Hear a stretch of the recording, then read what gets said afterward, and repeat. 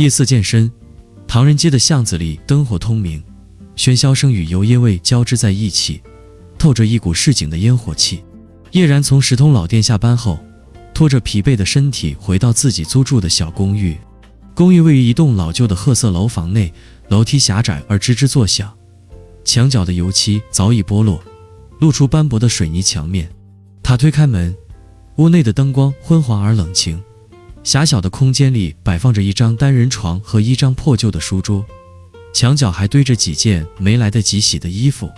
他将外套随手扔在床上，揉了揉酸痛的肩膀，脑海中却始终挥之不去白天与顾婷重逢时的情景。那短暂的交谈像是点燃了某种埋藏已久的情绪，让他心神不宁。就在这时，手机突然震动了一下，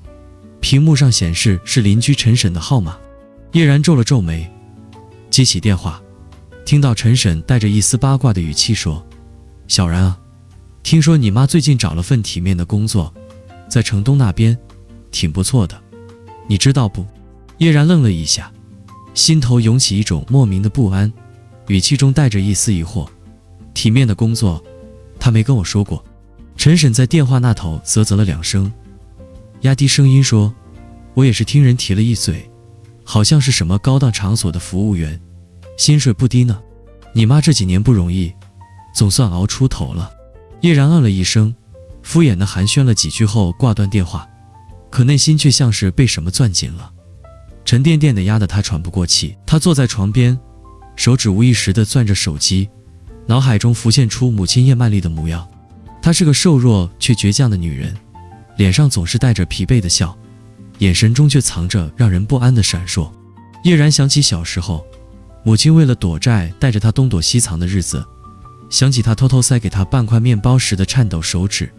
也想起她因为赌债被追债人打得满身是伤的模样。那时的叶曼丽总是满口谎言，承诺着明天会更好，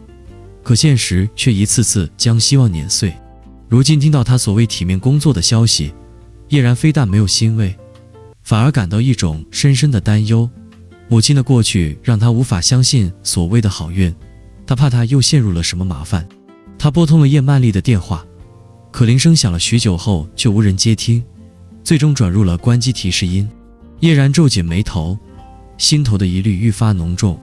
他站起身，在狭小的房间里来回踱步，试图让自己冷静下来，可脑海中却始终浮现出母亲支支吾吾的模样，浮现出她回避自己时的眼神。他低声自语：“妈，你到底在做什么？”他的声音中透着一丝疲惫与无奈，像是对命运的质问，也像是对自己的无力感。与此同时，在西新区的荣盛集团总部，顾婷坐在宽敞的办公室内，落地窗外是城市的璀璨夜景，可他的目光却停留在桌面上的一份调查报告上。报告的标题写着叶曼丽近况调查，内容详细记录了他最近的活动轨迹和工作情况。顾婷的眉头紧锁，手指无意识地敲击着桌面，眼神中透着一丝复杂的光芒。艾琳站在一旁，低声汇报：叶曼丽目前在城东一家地下赌场做服务员，环境很差，接触的人也复杂，可能涉及一些非法活动。不过她本人似乎没有直接参与，只是负责端茶送水。艾琳的语气中带着一丝担忧，目光扫过顾婷，试图从她的表情中读出一些端倪。顾婷沉默片刻，合上报告，语气低沉：“别告诉叶然。”她的声音中透着一丝不容置疑的坚定，可眼神却闪过一丝挣扎。她想起叶然提到母亲时复杂的表情，想起她眼底的疲惫与隐忍，内心像是被什么刺了一下，泛起一阵难以平息的波澜。她知道，如果叶然知道真相，可能会彻底崩溃，甚至会不顾一切地去寻找母亲，陷入更大的麻烦。顾婷的手指微微收紧，像是试图压下内心的冲动，低声对艾琳说：“继续盯着，有什么异常立刻告诉我。”艾琳点点头，转身离开办公室，留下顾婷独自坐在椅子上，目光透过落地窗落在远处的夜色中，深邃而复杂。他想起3年前在美林小馆初见叶然时的情景，那时的叶然虽然身处破败的环境，却总是带着笑，眼神清亮的让人无法忽视。如今的叶然学会了隐藏情绪，可那份脆弱却始终藏在骨子里，让顾廷既心疼又感到无能为力。他低头看着报告上的照片，叶曼丽憔悴的面容映入眼帘，像是某种无声的提醒，让他意识到叶然背负了多少不为人知的重量。顾廷靠在椅背上，闭上眼睛，脑海中浮现出叶然在石通老店低头检查怀表时的模样，浮现出他疲惫却倔强的眼神，内心涌起一种强烈的保护欲。他知道自己不该再干预叶然的生活，可为什么一想到他可能因为母亲的事而痛苦，他就无法坐视不管？他低声自语：“顾廷，你到底想做什么？”他的声音中透着一丝疲惫与迷茫，像是连自己都无法给出答案。与此同时，叶然在小公寓内辗转反侧，始终无法入睡。他起身走到窗前，推开窗户，夜风夹杂着唐人街的喧嚣扑面而来，凉意让他稍微清醒了一些。他看着窗外昏黄的路灯，脑海中浮现出小时候母亲抱着他躲在破旧旅馆里的情景。那时的他满脸泪水，却依旧笑着说：“然然，别怕，妈会保护你的。”可如今，他却连母亲的近况都无法掌握，内心的无助感像潮水般涌来，让他几乎窒息。他回到床边，拿起手机再次拨通叶曼丽的号码，可依旧是关机提示音。他的手指无意识地攥紧手机，指尖泛白，像是试图抓住什么却无能为力。他低头看着床头柜上的一张老照片，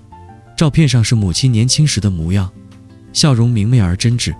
可如今的他却像是变了一个人，陌生的让他感到恐惧。他闭上眼睛，试图让自己冷静下来，可心底的担忧却像是藤蔓般缠绕着他，让他无处可逃。夜色愈发深沉，唐人街的喧嚣逐渐平息，可叶然的内心却依旧无法平静。他知道母亲的事只是开始，未来的路还很长，可他却不确定自己是否还有力气去面对。他低声呢喃：“妈，如果你真的变好了，就让我知道吧。”他的声音中透着一丝脆弱，像是对命运的祈求，也像是对自己的安慰。与此同时，顾廷在办公室内站起身，走到落地窗前，手指轻轻触碰着冰冷的玻璃，目光落在远处的唐人街方向，眼神中透着一丝复杂的光芒。他知道自己选择了隐瞒，就意味着要承担更多的责任，可他却无法眼睁睁地看着叶然陷入痛苦。他低头看着自己的手腕，那只昂贵的手表静静地躺在皮肤上，指针一分一秒地走着，可他的心却像是停滞了一般，无法找到方向。他轻叹一口气，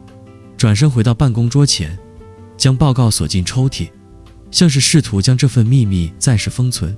可内心的挣扎却始终无法平息。夜风吹过西新区的高楼，带来一丝凉意。顾廷靠在椅背上，闭上眼睛，脑海中浮现出叶然的身影，那双清亮的眼睛像是能穿透他的灵魂，让他无法忽视。他知道这份牵挂早已超出了交易的界限，可他却不敢面对，更不敢承认。他低声自语：“叶然，我该拿你怎么办？”他的声音中透着一丝无力，像是对自己的质问，也像是对未来的迷茫。